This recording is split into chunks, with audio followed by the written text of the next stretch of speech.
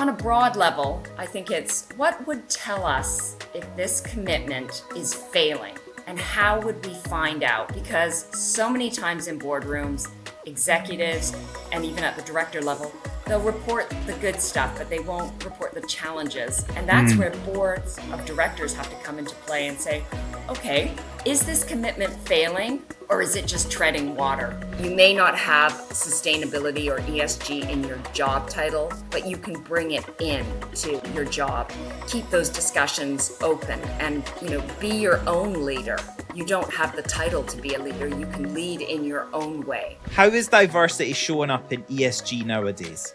I think it's really showing up in psychological safety within the workplace. And I'm seeing more and more that ESG commitments have helped employees, especially in operations, say, look, I can now see that there is a commitment at the executive level for us as employees to be psychologically safe, not just physically safe in the environment.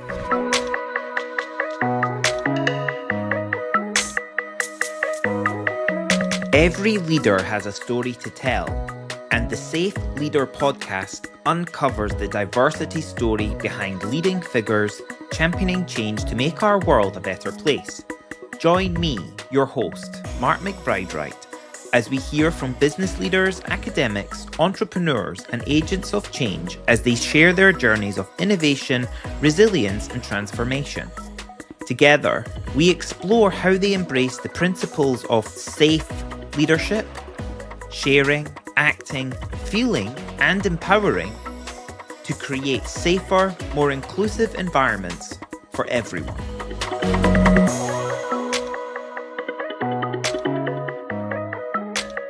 Hello, welcome to the next episode of the Safe Leader podcast. I'm your host, Mark McBride-Wright, and today we are joined by Isobel O'Connell.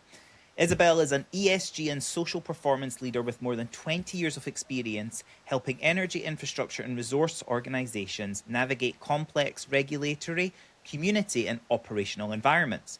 Her career has spanned Canada, the Middle East and international markets, where she has worked at the point where major capital projects, stakeholder expectations and non-technical risk intersect. She has held senior roles and led social performance, community engagement and local content strategy for one of Canada's largest private sector energy developments. She helped reposition and embed a global sustainability strategy across the fourth largest port and logistics operations. And whilst in Qatar, she led her employer's first UN Guiding Principles aligned modern slavery statement and strengthened human rights and sustainability practices across an international supply chain. Today, Isobel works as a strategic advisor, helping executive teams and boards translate ESG ambitions into credible governance, stakeholder engagement, and operational delivery. She also serves on the boards of Breakfast Club of Canada and Hope Restored Canada, bringing her experience in governance, human rights, and organizational resilience to missions focused on children, dignity, and support for survivors of exploitation and human trafficking. Isobel, welcome to the show. Thank you, Mark. It's wonderful to be here, and I'd like to add that I am currently dialed in, I guess is the term, from Vancouver, Canada. However, this is the hereditary territory of the Musqueam, Tsleil-Waututh, and Musqueam First Nations. I love that. Honouring the land upon which we do our activities today, it's so important, and oftentimes we forget about that lineage that we're all part of, don't we? Yes. So, Isobel, in the Safe Leader podcast, I love finding out about the person in front of me, a bit about your motivations and the golden thread that's ran through your life. So if we were to go back and meet the younger Isobel, what was she like? What did she want to be when she was older?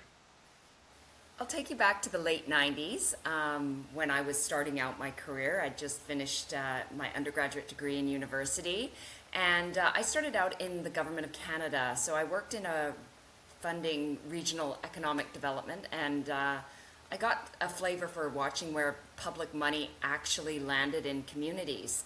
So it really clicked for me because policy was on paper and there was policy on the ground, and those were two very different things. And Yeah. I wanted to work in that area that was the gap, so between the policy on the ground, implementing, and then drafting the policy. So careers like mine are always take windy paths and never quite work the way we think we would have them. But I did find that my geography and human and social development degree gave me a lens very early on, and there was always where I had an interest where decisions were being made and how they were being made. And that's where I basically started in my career, and really was a grounding in communities and wanting communities, particularly in coastal British Columbia where I live, to have better resources and being able to participate in decision making. So I also like to say that, government really helped me working in government because it gave me the lens that the government is the machinery. So this is how funding decisions get made and who has the sign off and what accountability means on paper. So I had a relatively short career in government, but it did give me a grounding mark. That's amazing. So working in government and international development and consulting, how did then that experience help shape what made you decide you wanted to intersect, like, because you've had a really diverse career in different geographies and different types of industry as well. So like, how did those early formative experiences shape your understanding of the relationship between business, communities, and public trust? Okay, well, government, like I said, is a machine. So in Canada, we have three levels. We have local government, provincial government, and federal government. I mainly worked Yeah. on the federal side when I worked in government. So I really got a grounding of what accountability was and what it entailed. Consulting taught me the private sector side. I worked for two firms many years ago, one of them being Deloitte, and then one of them where I met you, Mark, at ERM. And Yes. that showed me how commitments get costed, timelined, and sometimes, sadly but quietly, deprioritized. And government often shapes those as well. But seeing both sides really helped me because I never really fully believed either narrative was the correct one. So Right. there isn't this issue, there's the issue of, oh, government's red tape. Well, not necessarily. I've seen where industry tries to self-regulate, and there's a chasm almost as to where both parties need to come together. And that's always been the space that I've been very interested in, and wanted to learn to translate between them instead of picking one side. I love your point on industry self-regulating, and especially in the context of today where, politics is gone so extreme and so it changes so often. Business really has an opportunity to be a level of stability in a way to build trust when it comes to ESG values. What do you think around that? Well, like you said, Mark, it is the trust issue, and the learning and the frameworks to work together more are very important. So Yeah. I've worked with some very technical frameworks, being like the IFC performance standards, as you mentioned, the UN guiding principles, then also the OECD guidance. And all of these work very well in both the public and the private sector because underneath it, they build trust for both parties. And they can be also rolled out locally as well. So really, I see the standards that are available in the sustainability and ESG space often act as a bridge between government and the private sector. And it also can offer that common thread across countries as well, or across communities, and Yeah. that can tell them, within a first meeting, there's a foundation or a grounding to build a relationship and build that trust. How have you found ESG itself as a concept has evolved across your time in being involved with it over the span of your career? Well, in my early part of my career, like I was saying in the late 1990s, it was called community relations, or Hmm. then it evolved into the corporate social responsibility. And that's, from community relations, that's where I got an understanding of what CSR was. But it was very soft at times, very reputational, and less rigorous than, ESG. But now there are so many regulations, particularly in Europe and the UK. So there's the CSDDD, and then there's the bill in Canada. We have Bill C35, and that's mandatory human rights due diligence. And Yeah. that's moved from that sort of nice to have to a legal and investment exposure. And of course, too, there are more stock exchanges throughout the world that are asking for ESG reporting and disclosure for companies, whether they are going to IPO or already IPO. So what I've seen is this shift from managing perception to managing the governance side of the G of ESG. And that's where the building of the systems comes into play, and that's where Yeah. the commitments have to be very clear and audible and much less aspirational. Now, there still is, of course, very important for future thinking and scenario planning, but there has to be more. With ESG, it's more rigorous. It's that investment lens. Yeah, and it's another lever to sort of pull, isn't it, through It influencing is. the decisions of boards. Do you find that it's become more influential over the years? Yes, I have. I mean, I think there is a dip right now in ESG, Okay. not so much the reporting, but also an understanding of, okay, how this is going to look when we have all this new technology and innovation coming out now.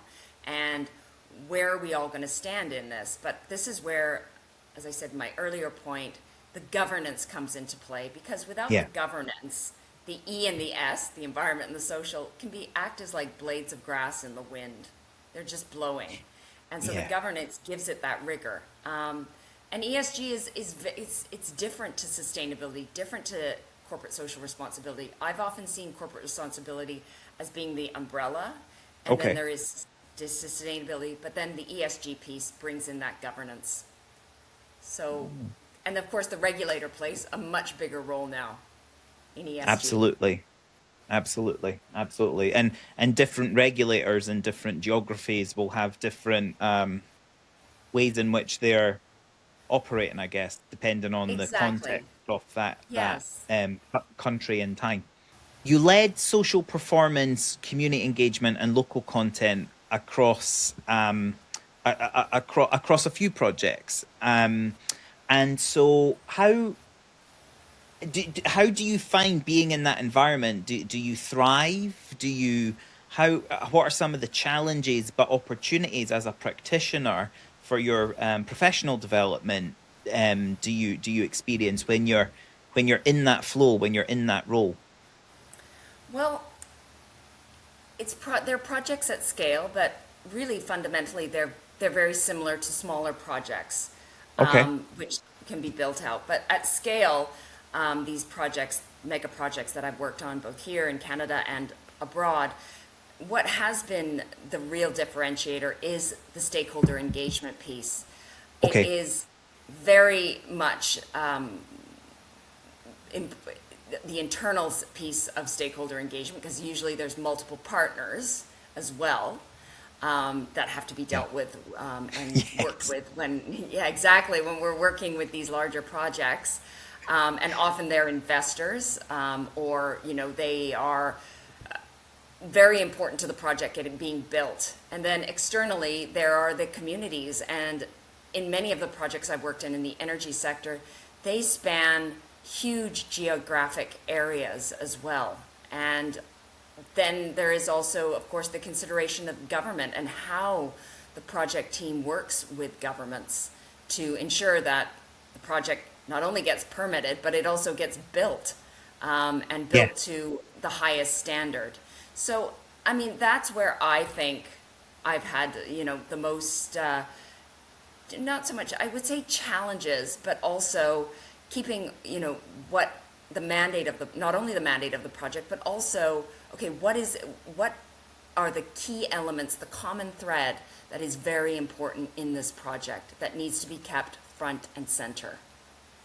How for new talent that's entering the or starting out a career in ESG, or even earlier than that, I'm thinking about students who are involved in doing design projects on engineering courses.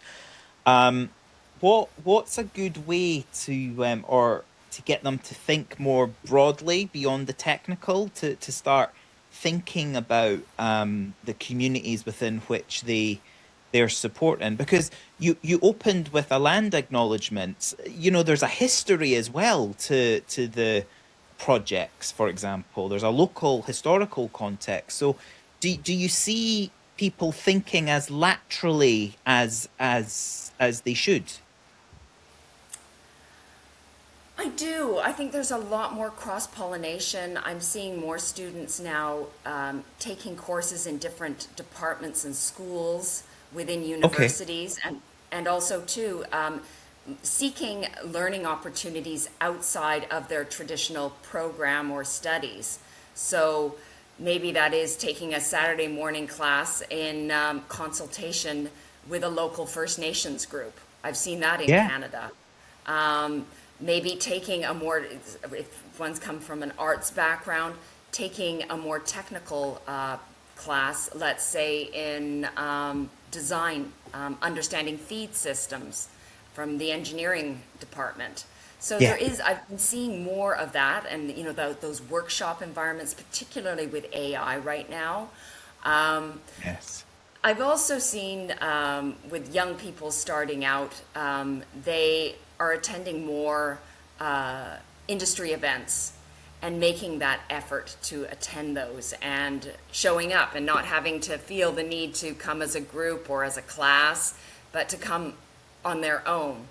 I've That's even brilliant. seen, yeah, it is hard sometimes when you're a student because often your schedule is very packed up with your studies, but I have seen more of that. I've also seen where industry organizations, membership organizations, professional that is, have opportunities for students to join and join as a student member, yet get the full membership benefit, which is excellent. Yes. And I'm seeing students doing that, young people doing that more often, and that young professional environment, because we've moved away so much from the whole get a job with one company and stay for a Yeah. long period of time, because things are changing. And also, too, sustainability budgets, ESG budgets as well, are changing. I've also found, too, that the space for ESG and sustainability grows and grows. So we're not traditionally attracting people from, let's say, traditional engineering backgrounds Yeah. or traditional accounting backgrounds. We're, receiving people now. I've seen nursing students working in ESG. I've Okay. seen people who from the legal side, want to take a bit of a break and go into something, look at something a little bit different. Also, too, with younger people, I mean, my advice would be just remain open and see that, you may not have sustainability or ESG in your job title, but you can bring it in to Yeah. your job and keep those discussions open, and be your own leader. You don't have to have the title to be a leader. You can lead in your own way. That's great. That's great advice. And especially the idea of a squiggly career, and you're not in one track necessarily for a long haul. Um, how how do you balance then regulatory commitments, community priorities, Indigenous economic participation, and just, well, running your own consultancy, I guess, the commercial pressures of delivery, having a small business? Well, you've got to be comfortable with ambiguity, and and there's a bit of the go with the flow. Great. Don't take every issue like a boulder that one has to push up a hill. Also, learning to practice translating. So, Okay. you know, listening more, but also translating, okay, what am I hearing, and asking those, not so much, well, clarification questions, but questions of curiosity. Yes. And not thinking I'm being ignored, but maybe looking at it like, okay, there is a gap here that needs to be understood. And being willing to be that person in the room who says something like, well, how is this going to be executed on the ground?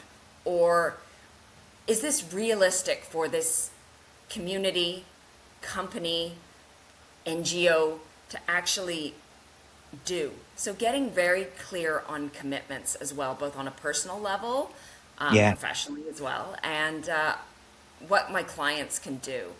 And what that environmental scan piece has become even more important as we enter into a very un,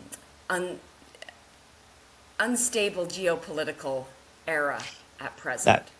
That that's a polite way to put it. Yes, that. But I love your advice there on being so self-conscious and aware, self-aware. Self-conscious has got the wrong Yeah. connotation. Being dynamically self-aware, almost that in real time, you can be tuned in to how you're being perceived, to how you're showing up. You're reading the room, what's not being said, the non-verbal communication, that skill of active listening, which when you've got such a diverse group, diverse set of stakeholders that you have to interact with as an ESG professional, that's challenging. Exactly. And on top of that, it's because you've worked in some quite technical projects as well. So you've acted as a bridge between technical teams, executives, regulators, investors, communities. Um, what are some of the nuances, or you mentioned about translation there? Um, how have you got any advice for sort of operating in between these different groups, or are there some, without wanting to stereotype though, but are there some common themes that you see come through different types of stakeholder? Well, I think it's really important to balance the regulatory commitments, the community priorities, and in Canada particularly, the Indigenous economic participation, and how that can all affect that commercial delivery pressure. Yeah, So there's, in a very practical sense, all of these partners and communities have to be in the commercial conversation early on. right. And it's not necessarily like a decision is going to be made there and then, but that needs to be understand, pardon me, how the governance work can be Yeah, undertaken. And the governance work is just as important as the Gantt chart is in project delivery. So really up front, there are many threads that have to come together. And of course, there's always trade-offs as well, Mark. So that's can how you I would look at it, that. can you, for those of us not in Canada or non-Canadian listeners, can you tell us a bit more about the Indigenous Participation Act that you've mentioned and what that involves? Okay, well, I'm going to keep this rather short and sweet. Um, the First Nations of Canada, which we call them, they are a diverse group of people, Yep. and they have various influence and within the context of regulation in Canada. They take a particular interest in natural resource projects, so extractive industry projects, and they are now no longer seen as a stakeholder per se. They are now a partner in those projects. Right. And really, the groups are all diverse. It's easy to call them all First Nations, but Hmm. they have their own tribes, communities, Of course. bands. There's a whole Whole history. exactly.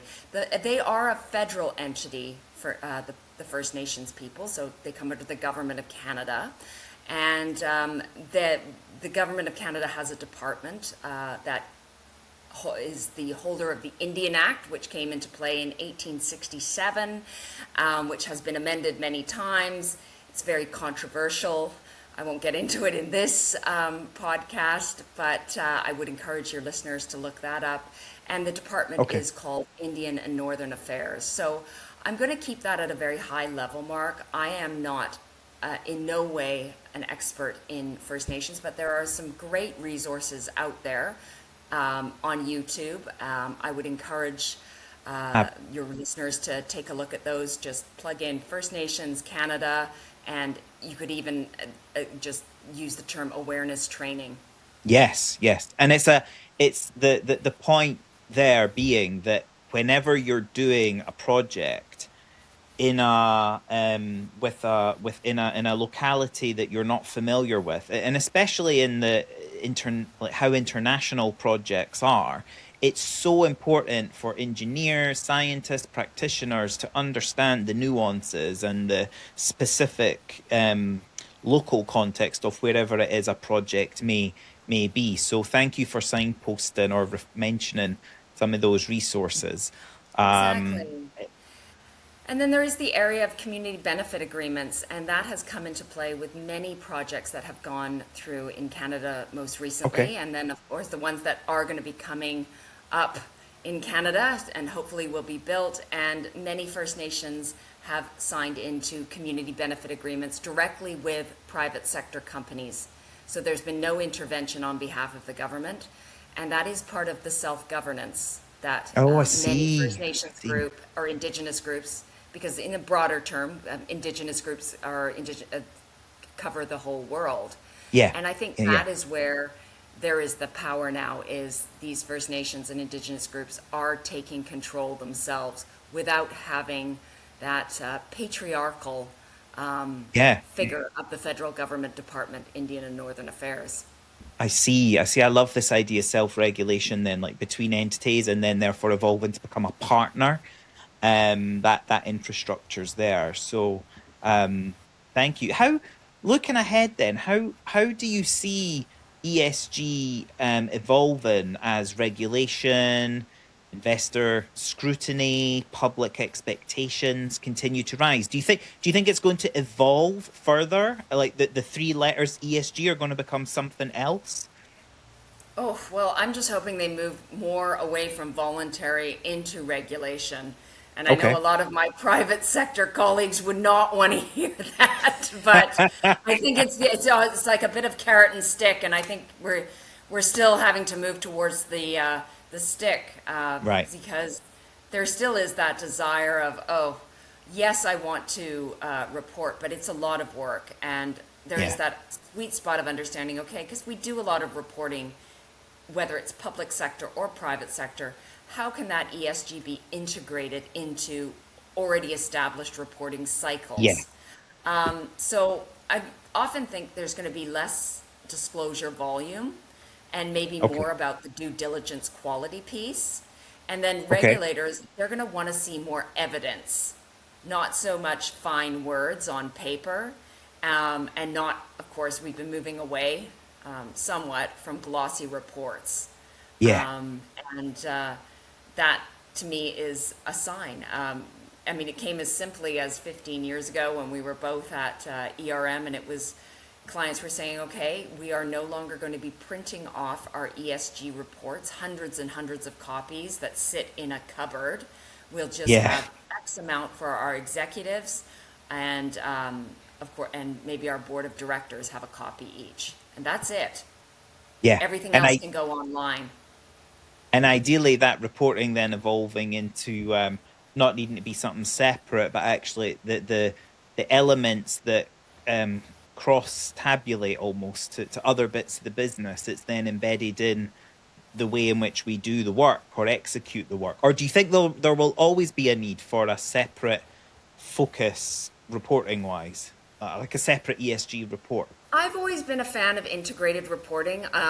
I don't believe in duplications in reporting, but I do believe the most important piece is the actual assurance piece, because that's where a lot of companies have not participated. They're very good they've become very well-oiled machines for reporting, but Right. they haven't really run it through audits, or had the auditors come, or they've done it at a very high level, and that's a big concern, especially with companies that are dealing with complex supply chains. Yeah. They're having to ask more pointed and direct questions. And then there's also the technology piece now. I mean, who knows? Maybe there'll be bots that will be available on websites as opposed to sustainability reports, and there will be that direct interaction with the user and the company. But Yeah. yeah, I think that might come one day. I don't know where and I don't know when, but I think that's definitely on the rise, to make Yeah. that certainly much more interactional. But like I said, I think where companies really need to be pushed on their reporting is the assurance piece now. Fine. So, but because by doing that, it'll almost give if done right, and even if what's found isn't ideal, at least like Yes. increase trust and transparency, and it sets a benchmark for then what needs to be changed and improved upon, and so you can start the iterative optimization of moving to a better place. Whereas it's a bit smoke and mirrors just now. Very nice, glossy, positive intent, but oh no, no, no, we're not wanting you to come in and look because yeah, we don't think we Or meet we'll just do it meet the next standard. year or the next year Yeah, because yeah. Or it's done at a very high level. Like I said before, they look at, they are not going into the greenhouse gas emissions. They're not looking at the supply chain. They're not looking at, okay, what's been said by the board of directors, where have the commitments been at the executive level? yeah. Do you see a difference between in the geographies or industries where you have worked? Do you see a difference from private sector versus public sector propensity to do this?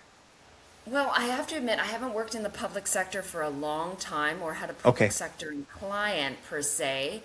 Um, I have seen that ESG has bridged the two together, the two, private sector and public sector, and that's specifically around the regulator. And a good regulator can be a thorn in the side, but also a great friend to private Yes. industry. And at the same time, see it in the spirit of sharing information and building that understanding and building that trust. Because if there is the trust between those two parties, that can be very helpful at a community or ground level.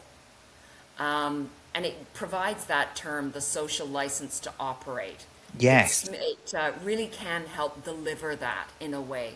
Because if parties are at odds, especially regulator and the private industry party, whether it's an extractive company or a garment company, that can be a real challenge to overcome that. And Yeah. it's also very helpful for public sector to have the private industry asking questions about policies and saying, look, that's not reasonable on the ground. Or look, regulator X, come visit our site because I think we need you to understand where the community is. And that's where one of my favorite pieces of the social side, the social risk, I call it, of Yeah. ESG is the grievance mechanism, Okay. because it's the most important feedback tool at a community level, even within a company as large as some of the ones I've worked with. Can you just tell us more about that then, that model or that way like that as a tool almost to achieve what Oh, you're the describing? grievance mechanism. Yeah. Well, the grievance mechanism, like I said, it's a feedback tool, but it's Uh-huh. also a way for a company to address challenges in Okay. a non-confrontational way, we hope. And the grievance mechanism is it's a tool, and it's usually built over time, so it's very dynamic. It should be Okay. done anonymously. I'm seeing more and more grievance tools, and they're often just questionnaires with feedback Oh, I see. Right. sections. Some are more sophisticated than others. I've seen where, when I worked in Qatar, we had one that went directly as a text message to phones. But then there's always, as I said, that anonymity, which can be a challenge. Mm. There's as simple ones as, a box with a paper and pencil Yeah. feedback. And then, of course, too, there has to be watching the leading questions, because that could identify a person or a group. So that's, in a grievance, the grievance mechanisms, they vary, but they're very important, and they are a pillar, the remedy pillar of the UN Guiding Principles for Business and Human Rights. And that Okay. is the cornerstone for where business and human rights can influence operations. And of course, influence the regulator and influence their own strategy within the company as well. And they came about, the UN Guiding Principles, in 2011. And they came from industry, and well, from the UN, but after the Yeah. UN had spent a lot of time talking to industry and realizing on the business and human rights side, specifically human rights, yes, there is the UN Declaration, yes, human rights is raised in other frameworks, but there wasn't one that was a standalone on its own.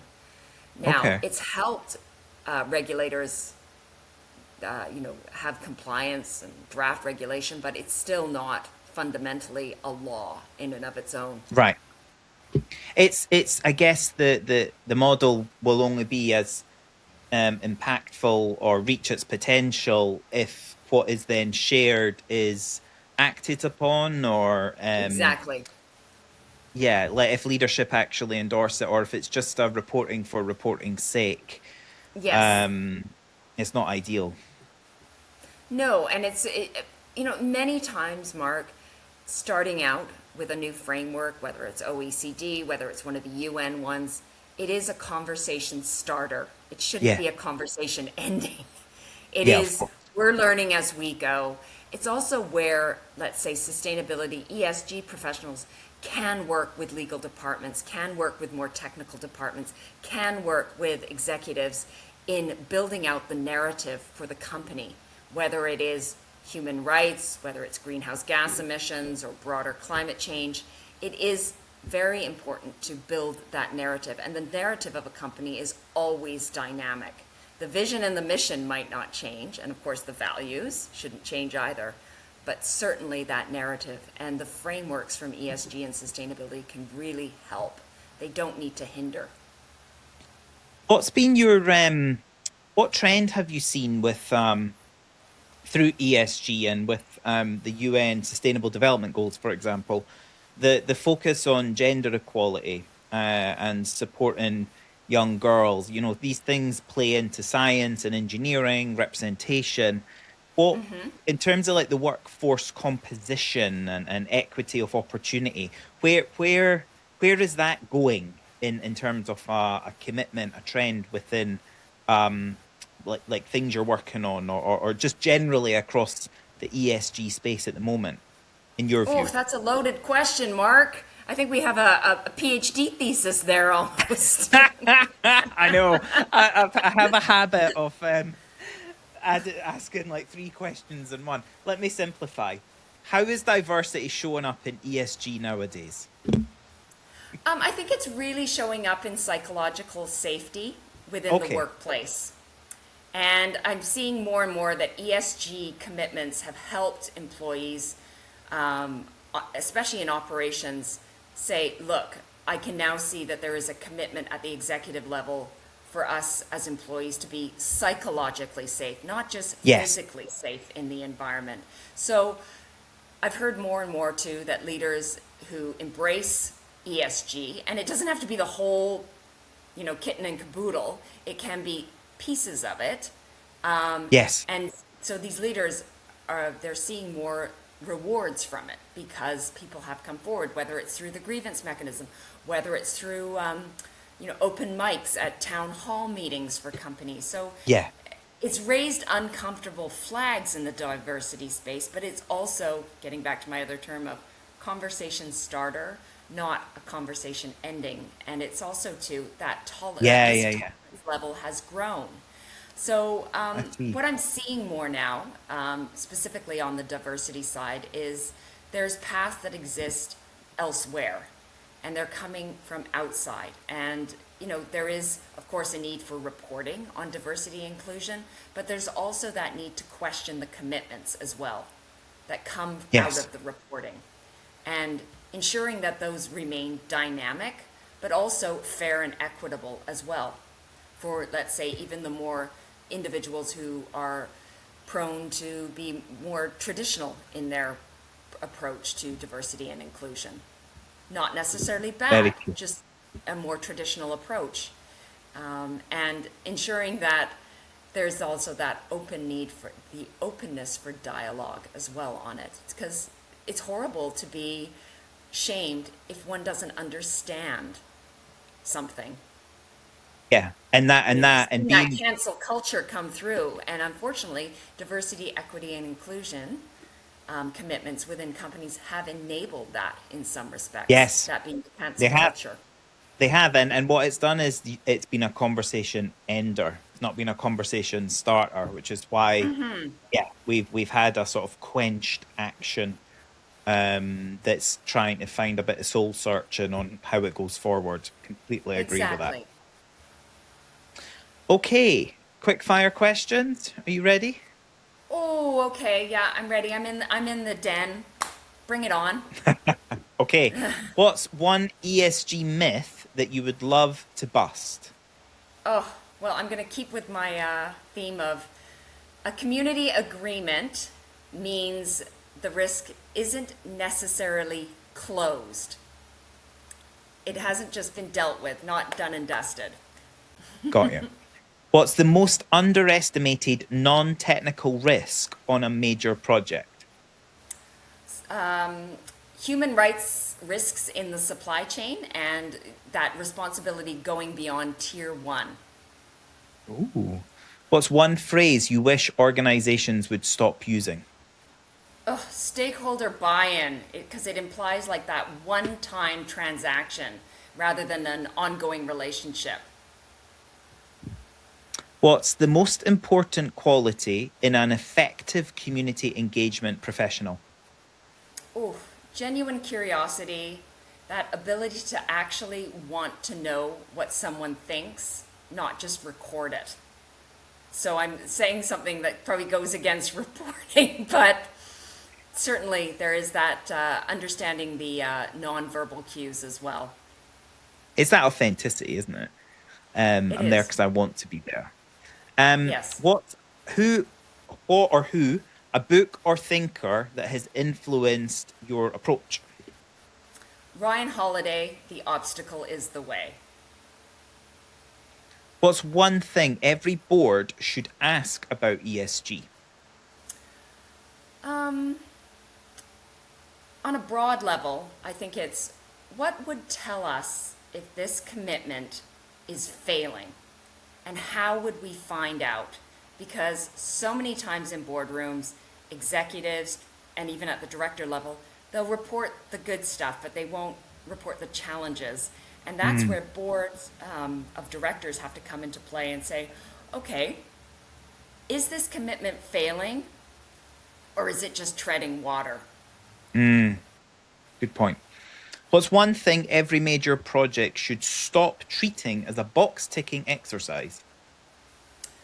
Social risk baseline. So before the design of a project is locked in, or the Gantt charts drafted, any of those, really the public relations has to come first. So before the project starts, so going to that community, going to the factory, going out to the partners in the projects and start chatting with them. I mean, it's as simple as Yeah. across a table, going for a walk.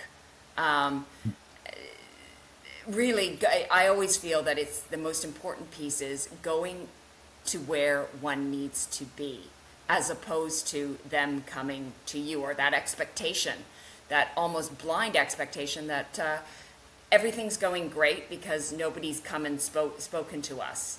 and then Yeah. find out through regulators or through, the media, hold it.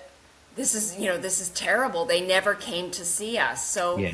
what I'm saying is that public relations up front, not the traditional public relations at the end of the project saying what a success it has been because nobody's complained or said anything or offered any feedback. Good. Yeah, can feel that from you. What's your ideal way to recharge after a demanding project? Oh, I like to go for a paddleboard. I live near the ocean here in Vancouver, so I'm very blessed. Lovely. I've also started to play pickleball a couple of years ago. I'm still not great, but I do enjoy the social aspect of that. And then it just really depends on my mood, Mark. Brilliant. And finally, what's one word that defines responsible leadership? Resilience. And within resilience, you can have accountability, you can have presence, and you can also have the ability to translate. I like that. Translate. That word's came up a few times. Thank you so much, Isobel. Really enjoyed getting a chance to dive more into the world of ESG, and you've certainly challenged my understanding and brought more colour to it for me. So thank you. If people want to get in touch with you and find out more about your work, how can they do that? They can get in touch with me through LinkedIn. I do spell my name a little differently, so Isobel, and then my last name's O'Connell. So please do. I'm a pretty open networker, and if I don't respond right away, just be sure that I do get to that, usually on the weekend, the accepting of the invitation. So thank you, Mark. Fabulous. Really enjoyed it. Thanks so much, Isobel. Thank you, Mark. You have been listening to the Safe Leader podcast, uncovering the diversity story behind leading figures championing change to make our world a better place. If you have enjoyed the episode, please subscribe to the Safe Leader podcast on your podcast platform of choice and get notified when a new episode goes live. Did you know that we also offer a full transcript on each of our podcast episodes? Check out my website, McBride-Wright.com. Here, you can also explore the training, coaching, and keynote speaking services I offer. And whilst you're there, why not join the Safe Leader community by subscribing to the Safe Leader Insights mailing list? Thank you for listening, and please come back and join us on a future episode.